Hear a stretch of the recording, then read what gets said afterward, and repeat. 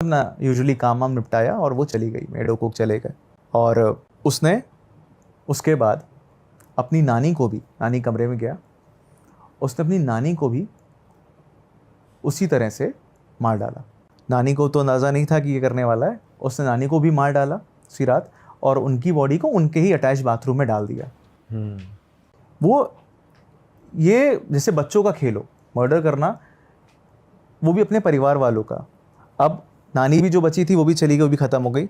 ये पहले से प्लानिंग ऑब्वियसली कर चुका था, इसीलिए उसने मेड को जो है, और ये मेड ने स्टेटमेंट दिया, ये सब वेरीफाइड है, पुलिस को बताया कि उन्होंने क्या, क्योंकि बाद में स्टेटमेंट लिया गया तो ये सब चीज़ें क्रॉस चेक होती हैं। तो यानी उसने पहले से प्लान बना रखा था कि अब नानी को भी रास्ते से हटाना है।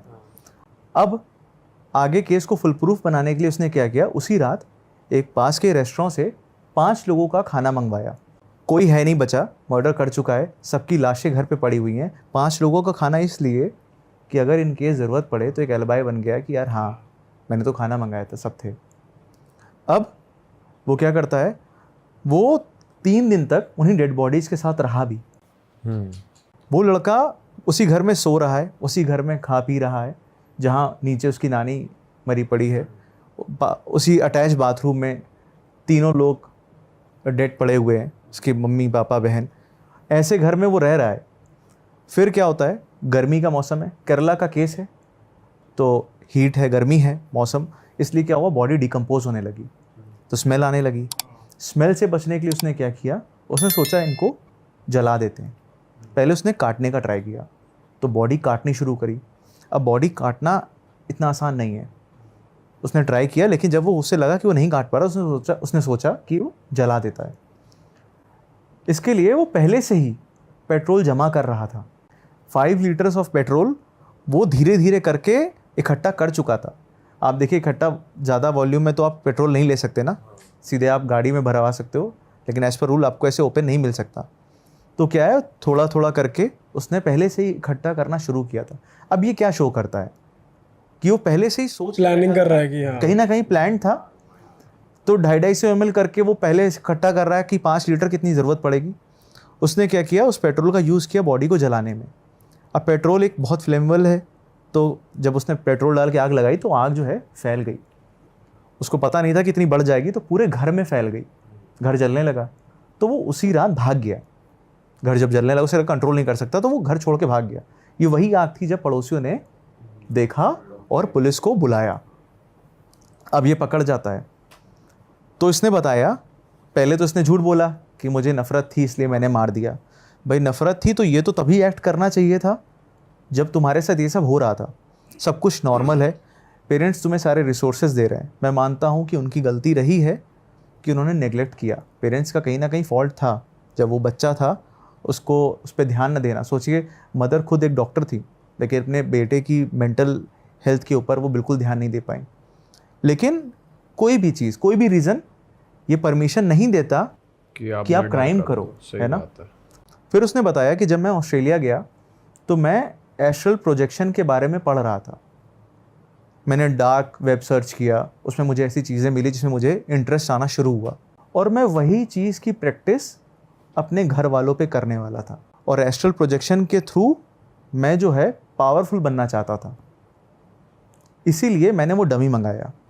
जब पुलिस ने कहा थोड़ा एक्सप्लेन करो कि क्या है ये डमी, क्यों मंगाया, उससे तुम क्या करने वाले थे, तो उसने कहा कि मैं अपने पेरेंट्स को मारता, उनकी आत्मा निकलती, उन सारी आत्माओं को मैं डमी में कैद करता, और फिर उन आत्माओं को कैद करके उनसे शक्तियाँ लेता ताकि मैं जो चाहूँ वो कर सकूँ।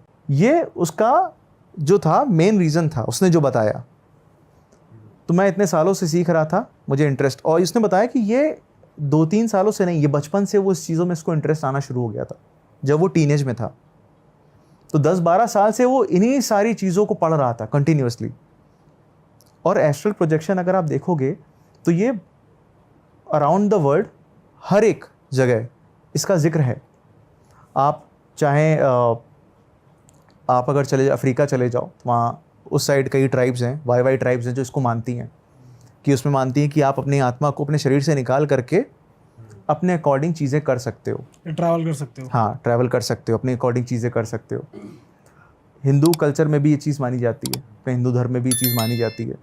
और आप जापानीज़ रिलीजन में देखोगे तो उसमें भी इस चीज़ का जिक्र है। इनफैक्ट इजिप्ट में भी द बुक ऑफ डेथ है, उसमें भी है कि जो है उसमें इमेजेस मिली हैं और उसमें जिक्र भी है कि बॉडी जो है जिसको वो लोग कहते हैं बॉडी से बाहर निकल के शरीर वो एक्सप्लोर करते हैं, वो देखते हैं कहाँ रिसोर्सेज हैं और लोगों को हील करने के लिए वो एनर्जी और अपने पूर्वजों से कनेक्ट करने के लिए वो यूज़ करते हैं।